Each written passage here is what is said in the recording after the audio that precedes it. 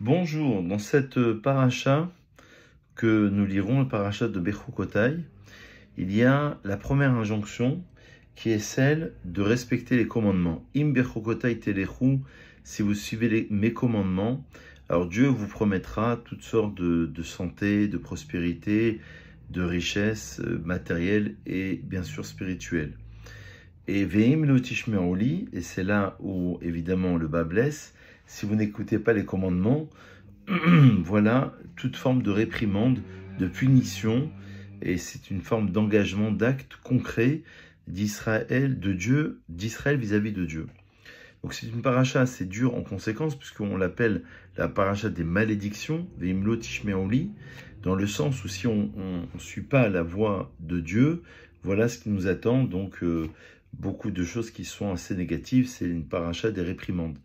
Le Talmud dans Megillah, à la page 29, nous enseigne que cette paracha est toujours lue avant la fête de Shavuot. Pourquoi? Le Talmud explique que lorsqu'on a reçu la Torah, il faut toujours, et c'est Ezra qui l'a mis en place, qui a mis en place tout un calendrier pour qu'on puisse toujours lire la paracha de Bechukotai, les premières malédictions, avant la fête de Shavuot, qui est le don de la Torah. Donc ça veut dire avant l'engagement de la Torah, on va s'engager, on va savoir ce à quoi on s'engage. C'est précisément paracha de Bechukotai. De la même manière qu'on lira la paracha évidemment de Kitavo, les deuxièmes malédictions, avant Rosh Hashanah, comme il est dit dans la prière de Rosh Hashanah, Tichele Shana Vekililoteha, le soir de Rosh Hashanah, le nouvel an, on va chanter justement à Chot Ketana, lorsqu'on m'a indiqué que cette année se termine avec son lot de malédictions, d'épreuves et de difficultés. Ça, c'est un premier point. Mais maintenant, il y a un second point, c'est qui est révélé par le Ramban, 13e siècle, Nachmanide, qui enseigne que les deux réprimandes dont on parle dans ces deux sections uniques de toute la Torah feront référence aux deux temples, premier temple et le second temple. Alors effectivement, il faut savoir qu'à plusieurs reprises dans cette paracha, il y a l'indication de la violation de l'année shabbatique.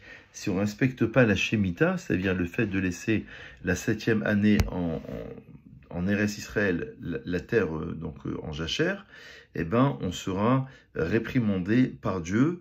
Évidemment, d'après le Talmud, bien qu'il soit mentionné dans Yoma, page 9, que c'est à cause de 3 péchés capitaux que le premier temple a été détruit, on peut considérer que c'est aussi à cause de la Shemitah.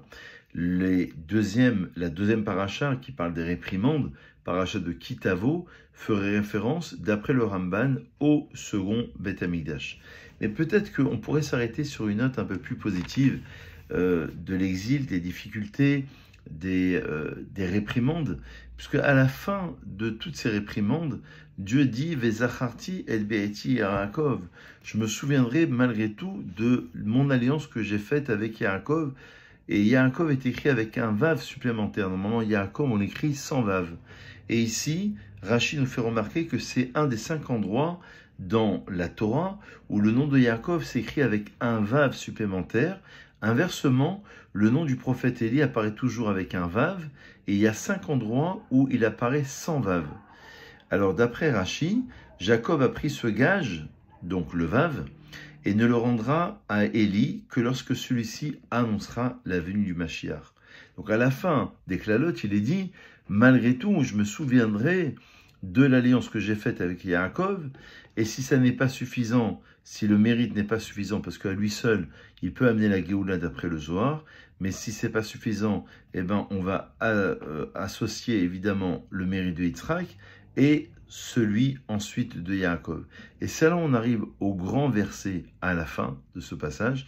Ve'av gamzot biotam be'eres oivehem lo me'astim ve'lo ge'altim lechalotam le'afer biriti itam ki ani Hashem Elohehem. Très important comme verset, mais malgré cela, dit la Torah, lorsqu'ils seront dans le pays de leurs ennemis, je ne les dédaignerai pas, ni le rejetterai pour les anéantir, pour annuler mon alliance avec eux, car je suis Hachem, leur Dieu. Je me souviendrai en leur faveur de l'alliance des anciens que j'ai fait sortir du pays d'Égypte, etc., etc. C'est-à-dire que même dans les pires difficultés, même dans les moments les plus douloureux, que nous traversons encore actuellement, évidemment, concernant l'existence d'Israël, concernant l'unité même d'Israël, même dans ces moments difficiles, Dieu se souvient de l'alliance qu'il a contractée précisément avec Israël. Il y a un passage d'un rabbi qui évoque que dans le Talmud il est mentionné que lorsque on dit à 2 reprises lo, lo, ou hen, ça veut dire non, non, ou oui, oui, c'est une forme de joie, de serment. Et on le retrouve ici dans ce verset, puisqu'il est dit lo measim velo geraltim, ni je les dédaignerai, dit Dieu, ni je les rejetterai. C'est une forme de joie, d'engagement, de serment que Dieu va tenir pour justement promettre à Israël que là où ils seront, dans leur exil, dans leurs difficultés, je serai quand même avec eux. Et ça, je pense que c'est une notion qui est fondamentale aujourd'hui.